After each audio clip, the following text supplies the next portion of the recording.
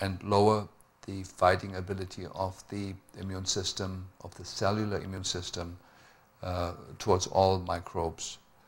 There's a relationship also with biotin, and the most important, maybe most important relationship is that with reduced glutathione, the more you're excreting this compound, the more you're losing reduced glutathione, the primary antioxidant in our system, that is sort of associated with life expectancy.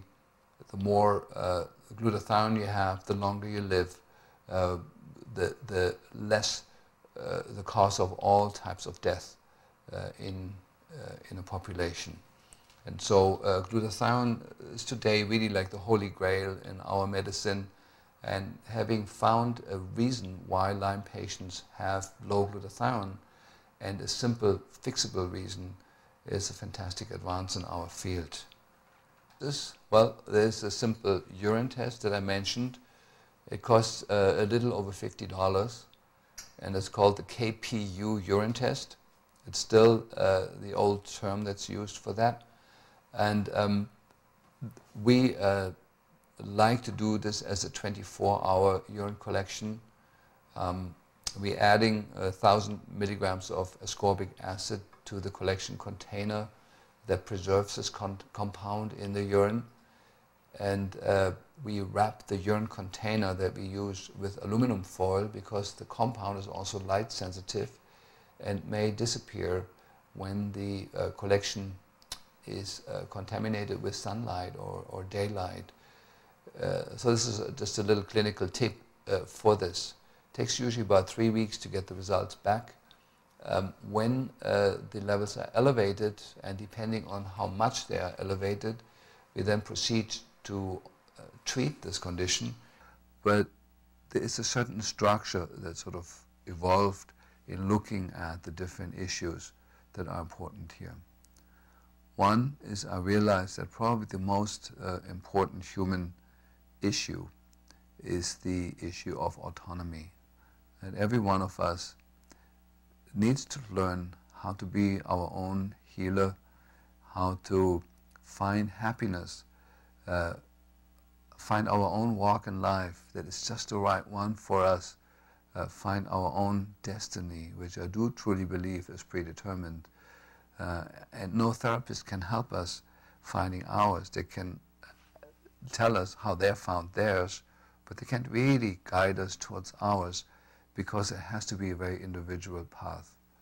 And so one thing I learned in psychotherapy, that it is kind of dangerous or not helpful to patients to install in a patient my own ideas. I need to learn how to pace the patient, how to see where are they going, what walk are they walking, what is their life about, and how can I help them to find their own without me intruding into their own path. So I was asking maybe slightly different questions in that way than what is commonly asked, at least amongst the physicians and practitioners that I know. So what emerged for me, the first issue that needs to be dealt with in the psychological realm is trauma.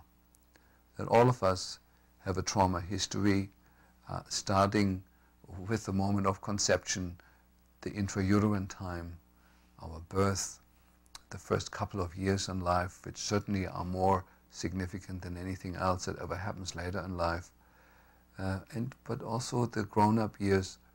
I feel the teenage years are overlooked in psychotherapy as a huge stretch of time with lots of accumulated traumata, minor and major.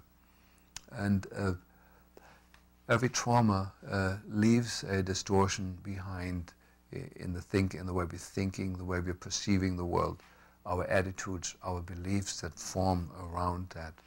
And by revisiting a trauma in gentle ways and reconstructing what actually really happened and reperceiving it, reprocessing it, as Francine Shapiro calls it, allows the brain to function in new ways, in different ways, in more liberated ways, leading the client or the patient to have more autonomy over their future decisions that will be healthier and better.